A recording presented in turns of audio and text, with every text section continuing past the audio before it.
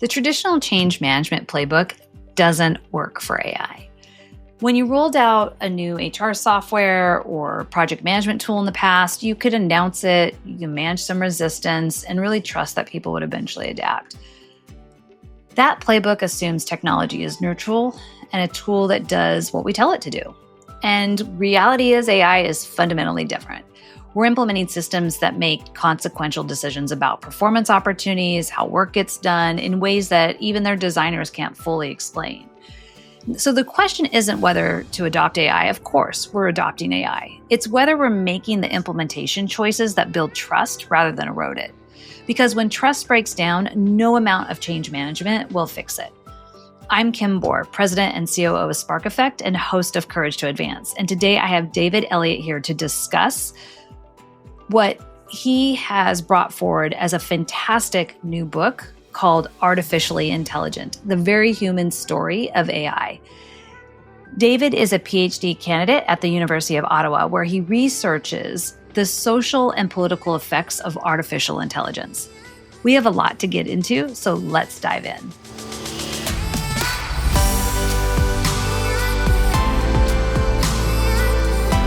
David, welcome to the Courage to Advance podcast.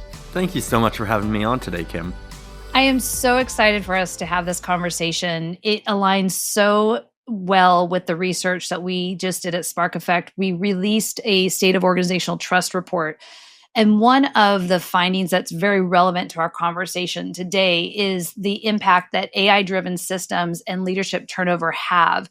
They were noted as two of the most disruptive to people's personal and professional lives. The timing of your book and the conversation, it couldn't be any better. So I want to start off by asking you, as a researcher, you could have really taken this into that more depth of research world, but you really chose to bring this book out, for everyone. Can you really talk about why you felt doing so was so important right now that the larger audience can understand what's going on? I really come from a background on this that I think to participate in democracy, you need knowledge. Democracy only works when we can participate. And to do that, you need to know what you're asking for. And right now, the conversation on AI tends to just be on one side, driven out of fear, and on the other side, driven out of this naive optimism, almost that like tech utopia, we're all told just sit back, it's going to be great. Or on the other side, it's I have no clue what's going on. Are the robots coming? Is my job safe? And that's not a place of knowledge. And I think it makes it really hard for us to participate. And one of the big things is I think the powers that be right now in AI actually really benefit from that state. They benefit from people being confused, because when we're confused, we kind of defer democracy onto those who are seen to have the knowledge. The right to determine what the AI future is going to look like onto the people building these systems who we see as understanding them. You look at in the US, the AI advisory board, they're all tech executives. They're all it's co-chaired by the vice president of Google. And you look at the list and every one of them is a tech executive who's invested in a certain idea of AI. And I don't think we shouldn't have them at the table. But in a society where all of us are going to be affected by AI, where everybody's job is going to be touched by it, everybody's life is going to be touched by it, we need laborers at the table. We need blue collar people. We need teachers. We need marketing executives. We need everybody in on this conversation. And nobody's going to understand how AI is going to affect your community better than you. You really need to understand what AI is and how it works at its foundational level. So yeah, I wanted to write this book to help your everyday person understand AI, understand the effects it's going to have, but also how it works. But I'm also not naive of that. I know there's lots of great resources out there. I have lots of great resources that I recommend to my friends, and then they never read them because we've written them in academic language, right? I know the grind. We work 9 to 5. You get home, between cooking and taking care of your kids, what do you get, an hour? Are you going to choose my academic book, or are you going to choose Disney Plus? I always knew when I wrote this, I was competing against TikTok and Disney Plus. So I wanted to write this in a way that you would actually enjoy it and feel like you would want to every night sit down in that hour and say, you know what? That new Marvel movie can wait. I think that's a very good goal you had and insight to thinking about this. And I think what you said is really critical around who's at the table today in making these decisions for us have their own self-interest at heart and not necessarily everybody else's who's being impacted by it. And that is a scary thought, right? That everybody has. And yet here we are in this moment where we can't go back. And so you know, in your book, you call this a history of the present rather than this history of AI. So tell us a little bit more about what's the difference and why do you think it matters for leaders who are trying to really navigate this moment? The idea of a history of the present is actually really grounded in my research as an academic. And I only use that word at the very end. I made a conscious decision not to drop it at the beginning. But it's based on this research method of doing kind of sociological history that we say, you know, instead of doing a history of AI as a history of the technology, we want to look at where we are right now. What is this thing that we're going through? And AI is a part of that, and the technology is important. But then we want to give a history of the complete story of how we got here. So a history of AI, I compare it to, in a piece I just wrote for Maclean's magazine, if you were to tell a history of trains. So we could tell a history of trains as the history of like when we first started building the steam engine and putting it into trains. But I don't think a history of trains in this sense of doing a history of the present would actually be complete unless we said it doesn't actually start with the train. Why did we build the train? Well, the train cannot be disentwined from the history of the mercantile trading ship lanes. It can't be disentwined from the history of the Roman road network, of us realizing that the ability to move armies, the abilities to move a massive amount of people to a place to claim that land was our reason for building this. And the train is part of this greater history of moving mass groups of people in an expedient manner. So why did we decide to put train tracks in a certain way? Why did we design the train in a certain way? That history is the history of the train. We can't start it on the day that we invented the physical thing we call the train. So in doing that with this book, I asked the questions like, what are the things at the present? What is this present phenomenon that we are experiencing right now? And now let's trace that back to its roots and let's get going. And it starts in 700 AD for me with the invention of the algorithm. And those decisions that were made back then, they affect us now. So say more about that, where you feel like how that starts to be such a pivotal starting point for our listeners. I felt like the invention of the algorithm was a really pivotal starting point, and not as much actually because of the effect of how we designed the algorithm. The algorithm would have been invented at some point, no matter what, but more, well, in two senses. One of understanding it as a manipulation of data and understanding that these things, like the algorithm and mathematics, are a human invention. They are a technology in themselves, and they have to do with this human desire to make technologies that can take data from the world and process it to better control our environment. But in doing that, I wanted to write that chapter at the beginning because so commonly we talk about the TikTok algorithm, the marketing algorithm, this algorithm, that algorithm. And then I just started asking people at one point, what is an algorithm? And you would just see the fear in their eyes, like a deer in the headlights, of that moment where they'd realize that they've said this word so much that it's lost all meaning to them. And a lot of people be like, I actually don't know.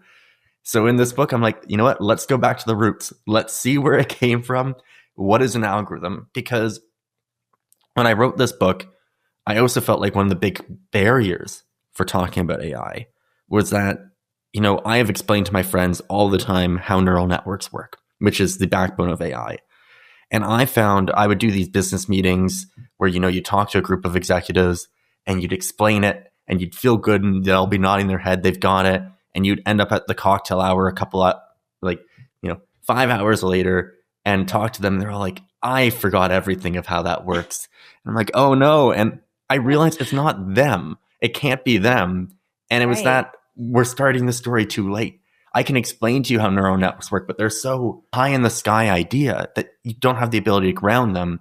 So when I wrote this book, I wrote out at the beginning, what are the base technological features that someone needs to understand? And I need to make sure they have a grounding of before I can discuss these things. And it was, what is an algorithm? What is a computer? Because we do not think about that very often. Right. And then how do we communicate with computers? Because that's a really cool history we go into a lot in this book. But the idea of communication between humans and computers is a really interesting and important topic we don't talk about a lot. And every time I would enter a new chapter or a new section, we'd start with that same principle of like, what are the foundational things that people might not know that they need to know? And sometimes I'd shock myself. I wrote the chapter on the history of the internet, and I am ashamed to say, as someone who grew up just with the internet around, that there was so much I did not know. Like, I learned that the internet and the World Wide Web are different things, and that blew my mind. We become so kind of just lost in what the details are. We just are moving so fast. And yet I think so much of where we are in our society and in our business today is because we're moving so fast. We just don't take the time to understand the details and the history. And it's getting us into some challenges for sure. And I think what you're bringing forward and the way you're bringing the context is really interesting and should be something that we want to pause for to help us be, so that we can figure out, well, what is our role in this as we go forward? 100%. And also, just to relate it to your work here with trust, I feel like there's a great metaphor here with trust, actually, of that if you were working with someone and you didn't know their core values, you didn't know where things are coming from, and you're just seeing their decisions, you're seeing that fluff on top and you're seeing all that, and the decisions might change and you're always trying to piece it together, and you might feel always behind on what that person you're working with is doing. You always feel behind. But if you understand their core values, where these things come from, when the decisions change, you can trace it back and say, I understand this. It makes sense. It becomes, these unintelligible decisions suddenly have meaning. And it's the same with AI. We talk about all these different applications and stuff that are always changing, and it feels unintelligible. But if you know the foundations, you can make sense of them. I want to just point out a couple of the things that came through our trust report because they align so well to what you're saying now and what we'll talk about next. We looked at what were the top trust destroyers inside organizations.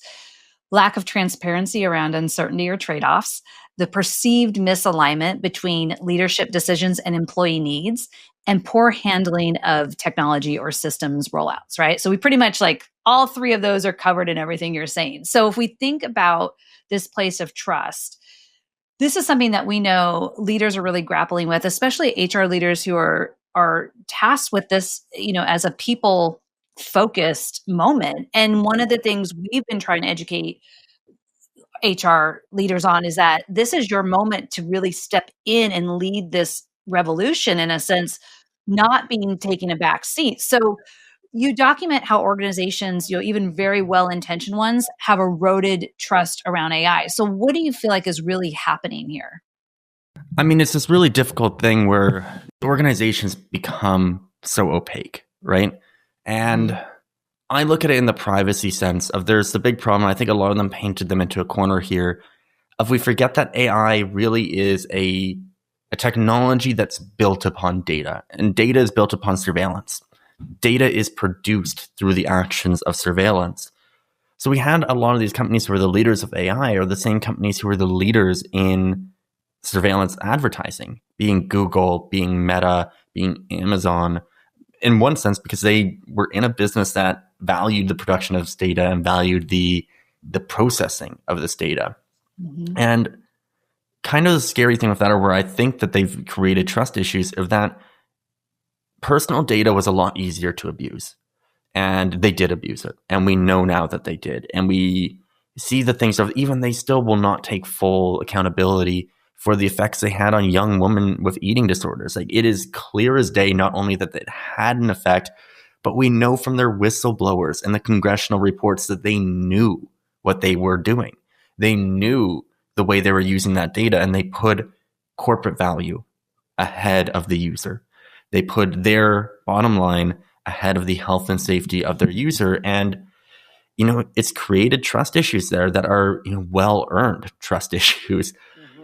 And it is the thing that scares me about these groups that are here now, is now they're asking for a lack of regulation to be put on them. And they're making that argument that we need no regulation so we can go up against China, so that we can beat China in this great AI race, which I find wild, because China has one of the most aggressive regulatory states on AI right now. Like they are full in on regulation. So the idea that, they aren't regulating it, so we don't need to, is not really true. It really scares me because they are actors that have showed beforehand that they can't necessarily be trustworthy. And we just keep seeing it again now with, say, OpenAI has been, or I don't know, I think about the one right now that we're dealing with the effects of these AI systems that feel so human. And they're putting us into like these, what we call AI psychosis, where people start to feel like they're human. They've convinced people to commit suicide. And OpenAI, we've seen the negative effects. Karen Howe, I think, is the reporter who just put out an amazing video on this about people reaching out to her and expressing what they've gone through with this. And we know that OpenAI is well aware of this. A whistleblower just came out and published a New York Times article this week saying, I worked in OpenAI. We know what we're doing, and we are not doing enough to protect the user. Because one of the problems with AI with this, which scares me, is that in the US, especially in the US market, where the race is for AGI, as they call it, which isn't the same in every market. But in the US market, that's really what is being promoted right now, is seen as a zero-sum game. It's seen as that there's only going to be one winner. So a lot of these companies are kind of taking a position of, we need to go all in and, move quick, break things. We need to be the one who gets there. And it's been led by OpenAI in many ways. I find it fascinating that I started, being aware of OpenAI in 2019 when I first saw GPT-2. The interesting thing is I would then go and be like, whoa, I can't believe Google doesn't have this technology. And you'd go talk to people at Google and they'd be like, oh no, we have this technology. And you would talk to all these other places. And the thing was, is everybody at the time was doing studies. Like, to their credit, Google was putting a lot of money into their ethics teams. And they had some of the best AI ethicists in the world to try and build trust. They knew what they were building was scary, and they wanted to roll it out in a way that would be good. And then OpenAI dropped ChatGPT against many people. I am on record as saying at the time, we need to hold off on this. We do not have the safeguards in place. They dropped it early before the safeguards were there because they wanted to be the first to market, which has done wonders for them because they are like Kleenex now. But in that, they started this race, and they started an arms race where we're not being careful. And I think it's really eroding trust. So talk a little bit about, in the book, you mentioned the concept of, Google's failed, Toronto Smart City project, which I'd love for you to give a little context about. And then this other example around Barcelona's, very successful democratic approach. And talk a little bit about why understanding those two different scenarios is so important for leaders as they think about, the pressure. I mean, our organization and others, right? Everybody's got the pressure of figure out how to use AI effectively, ethically, to be productive and all these things. And so what are those, share a little bit about those examples and how those should kind of help us understand what these decisions are we need to make inside our own organizations. What I'm looking at there is this idea of that the Google Smart City versus the Barcelona Smart City. So it's the Google one never ended up being built because it faced a lot of pushback. It was cool. I can't lie. It was cool. I was against it. Conceptually, it was there. But you saw it, like, even just the way they had planned to build the beachfront buildings in Toronto were these amazing new architecture styles that were like amazingly sustainable, which was the cool part. But at the end of the day, it was always going to be business orientated. And the way they were processing this data, the way they were going to design the city, sometimes what they were doing might have lined up with the public interest in a city, but other times it wouldn't, because they needed to have a bottom line to this. It was a corporate city. It needed to produce value for them in some way. So we saw these things where people, did start to be worried about privacy, start to be worried about Google's secrecy in this. Like, are we always going to know what you're doing here? Are we always going to know how you're processing this massive amount of information you're getting? There was just a lot of opacity to it that, created distrust. And there was always going to be distrust in this process when you're allowing a corporation not just to build a massive part of your city, but to build a massive part of your city, which is going to have one of the most advanced surveillance networks in the world. Barcelona, on the other side, is really fascinating because where the Google Smart City flaunted the technology And in smart cities that are owned by corporations, they always have an incentive to kind of put out this very futuristic view, right? Because their bottom line, their idea is in the future. They're selling the future. The reality is anybody who spent a lot of time in different cities around the world is that the old is pretty cool. Like the old and tested, these cities that have existed for thousands of years. And you see, like, central planning doesn't work. What works is people walking paths for hundreds of years and determining, the town square is going to be here. You might have wanted to build it over there, but this is where we like to hang out. And you look at how the neighborhoods in New York have been built just by not us saying this is going to be the cool neighborhood. It just naturally happens. People move in and, that's how the market is supposed to work, actually. And in Barcelona, they really embodied this idea of it. So in Barcelona, when you go to their smart city, I'm sure there are listeners right now who are thinking, wait, Barcelona's a smart city? It wasn't Singapore. It wasn't London. Like, what do you mean? And it's because it's completely hidden. The idea behind their smart city was not to show off the technology. It was to do it in a way where it kind of blended into the city and actually helped uplift the lives of the people in the city. So it's a completely democratic process. The way they use the data produced by the smart city is also democratic. There's an online portal you can go through and put your ideas of how it should be used. And then citizens have the right to vote on how it should be used and the new systems that they're going to bring in. And what it's led to is stuff you never see. It's led to the decisions of where do you plant trees? Because we know that trees planted in the right places control the climate in a city and make it much more livable. And there's actually like direct correlation between the climate control by stuff such as planting trees and economic productivity. So it is good for businesses too. It was stuff like the Superblock systems, which is their brilliant road network, and how they like demand traffic, and basically trucks are only allowed on certain streets, small cars on other ones. It's really cool. And that's all determined through this data. These subway schedules determined through the data from sensor pads that are under the concrete. So we see the computer disappear into the background because Barcelona doesn't have a reason to go out and flaunt it. Their sole purpose is to make life better for the consumer of the city. And it's a really interesting one that there is that question of, could we ever actually see a successful corporate smart city? And it's a difficult question. Yeah. I almost lean on the side of no, because I don't know if the corporate values line up with the value of the purpose of the city existing. I agree with you. I think, so much of technology-based organizations, at least here in the US, although they may say they've been mission-focused in how they want to approach technology, ultimately that does seem to fade away, right? Or they tell themselves a story. And I think it's hard to separate that out.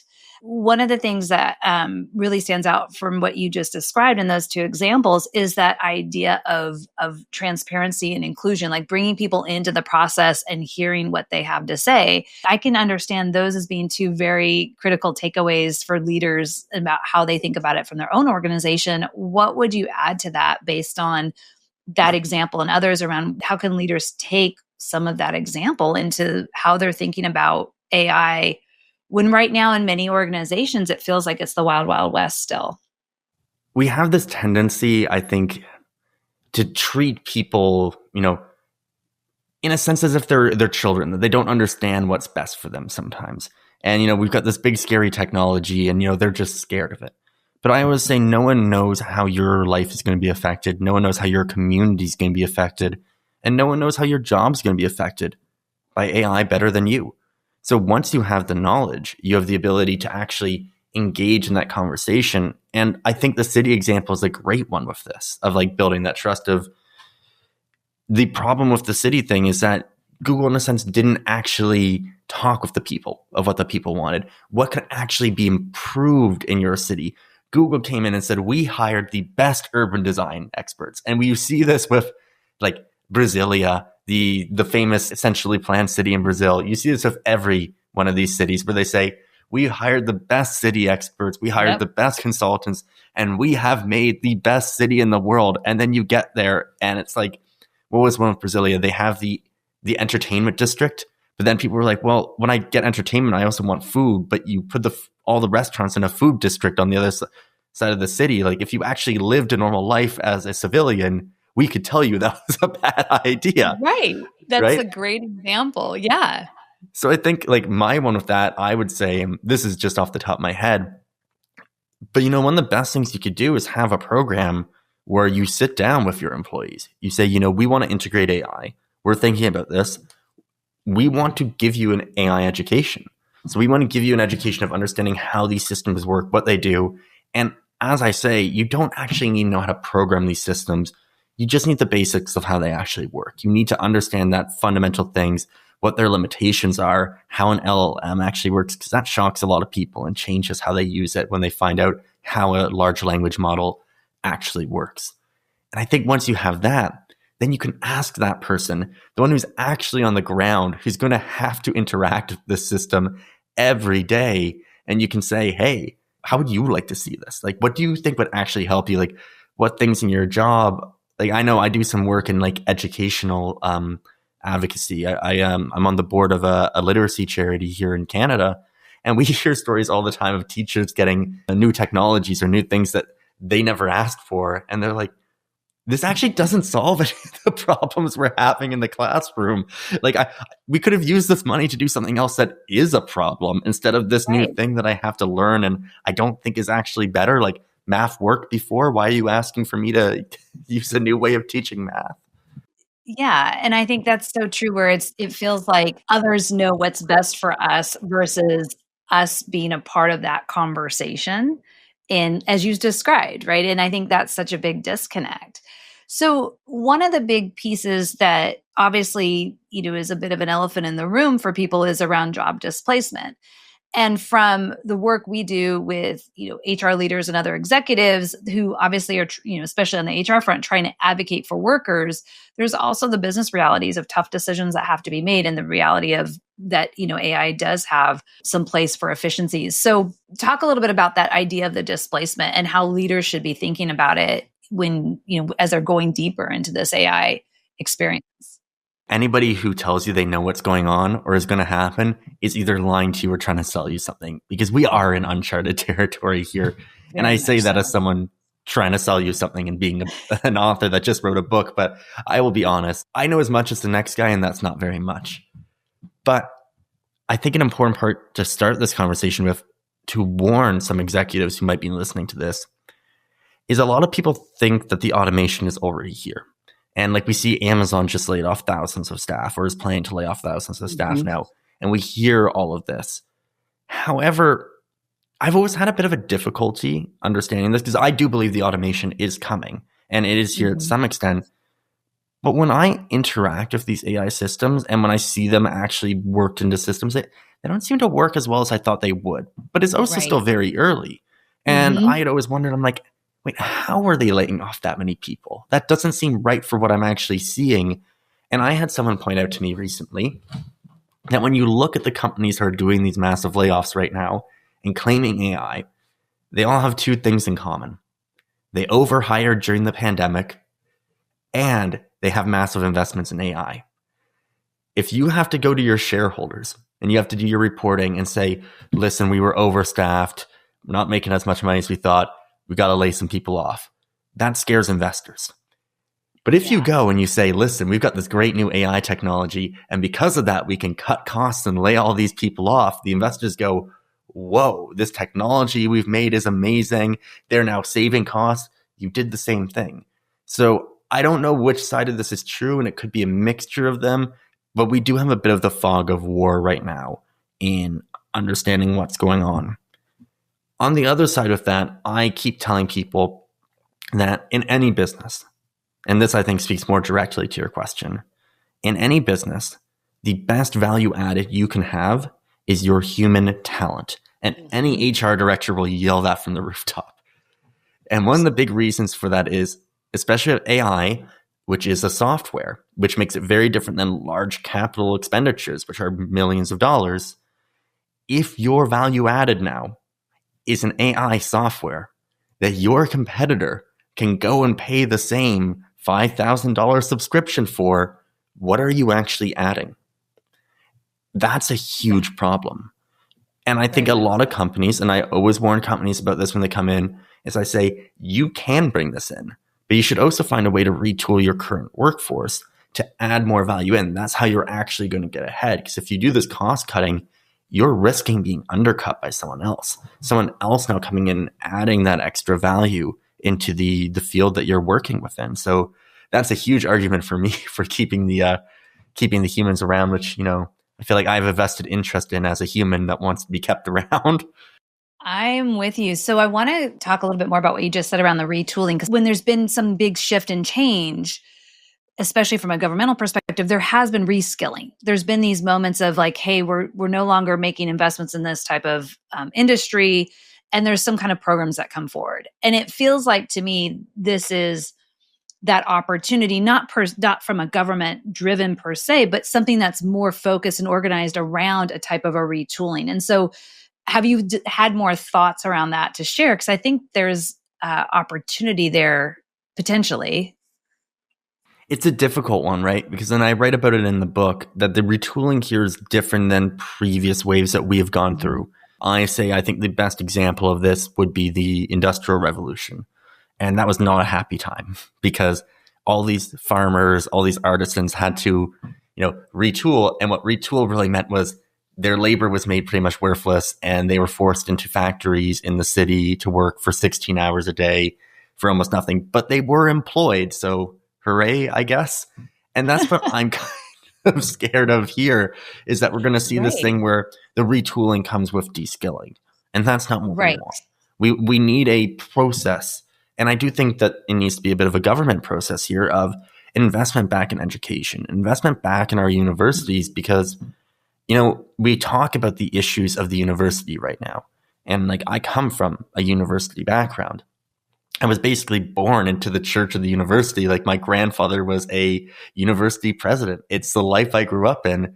And I think he'd be ashamed of the university that he saw today, because we've made it so much of a training place for business, a training place to gain skills to put you into the workplace, where it used to be about gaining critical thinking skills. It used to be about gaining these, what one might call, a soft skill, these ones that we couldn't slot in. It was about going and reading these philosophers, going and doing these specific things. And now we're at a place where we have all these graduates who are suddenly going to be de-skilled.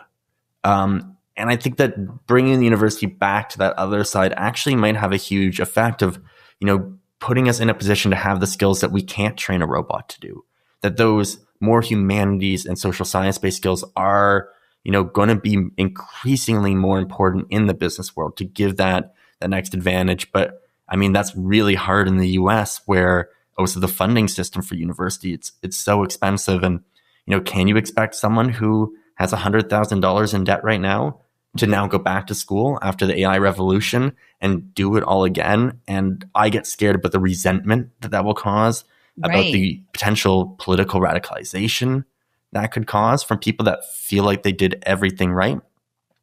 Yep. But on a business side too, where I think business can come in, I just watched an amazing report, I think it was MSNBC, on this kind of crisis right now of the jobs that we do see heavily being automated right now are entry-level jobs. Mm-hmm. And those ones, they're pretty easy to do, because let's be honest, those of us who come out of university, go right into our first job, we have no clue what we're doing. Right. It tends to be that an AI can do that better than us. These simple kind of tasks. But the scary part about that is the entry-level job is where you get that base skill set to get the next job. And they look at some of these companies that are doing this, and they're just all promoting from within, right? So they're moving people up. Mm-hmm. But eventually we're going to run out of the well to promote from within. Yes. And you look at who's coming up, and it's like, oh no. And there was a law firm they interviewed in this piece, and it was a very high-level law firm. They said, we feel like, as a company that has hundreds of millions of dollars in profit, that we have a duty to continue taking these people in, even though they actually are not adding anything to our business right now, because we know that we are going to need to promote them one day to be senior lawyers. And right now we need to train them. And I can't remember if they said this or I imagined it, but this idea that this person was also afraid that, oh no, our law firm is just going to become the training ground where all the bigger law firms are pulling people from because we're the only one still doing this. So I think that's a conversation businesses want to have right now. Right. And it's a difficult one because it feels like wasted money on your balance sheet. But again, it's that long-term thinking, but it's something that can't be an individualistic decision. It needs to be a group decision. And I don't know how you get businesses to make those big group decisions. I know. I think it's really challenging. The part that one of the things you said that really stands out is that critical thinking aspect, right? And when we bring in newer graduates or just, entry level roles, that critical thinking is really important. And trying to sub AI out for some of what gets taught at that point is going to have a long-term pipeline impact in a negative way. And I think that's something that businesses really have to be thinking about really seriously right now. So even though you've talked about the valid concerns that you've had, you've also remained really hopeful. What gives you hope as you think about what you've learned through the process and what would be really helpful to leaders and those listening today? I think I really think about AI as an amplifier. And it amplifies a lot of the good and the bad. And we tend a lot to talk mostly about the bad. And it's a problem that I have sometimes when I'm asked to speak to university groups, because in universities, we're asked to be critical. And it can be really easy to get caught in this spiral of thinking only about the bad amplifications, thinking about how it's making these problems worse. But the reality is a lot of these problems existed before AI. I think about in the university, we talk about how students are using AI to write their papers now, and it's destroying the integrity of the university. But the reality is that when I was an undergrad, I was offered a lot of money to write papers for people. It is something that has always been available, but it's usually only been available to those with the resources. Now we're seeing that problem amplified, of that everybody's having the opportunity to take advantage of the system like this. So the problems that we need to address are not necessarily new novel problems of AI, but problems that already existed within our society that now are being blown out of proportion. So we have an opportunity not to look at these as difficult pie-in-the-sky technical things that we need new solutions for, but that those problems can be fixed with old solutions, that we don't need to reinvent the wheel here. But I'm also hopeful because for everything we talk about the negative side effects of it, we tend to overlook the positive amplifications. The ability AI has to amplify the positive parts of our society, the positive parts of the human spirit. The Nobel Prize was won for an AI technology that's being used in medicine last year. It's being used to create protein structures for personalized treatment that were unthinkable before.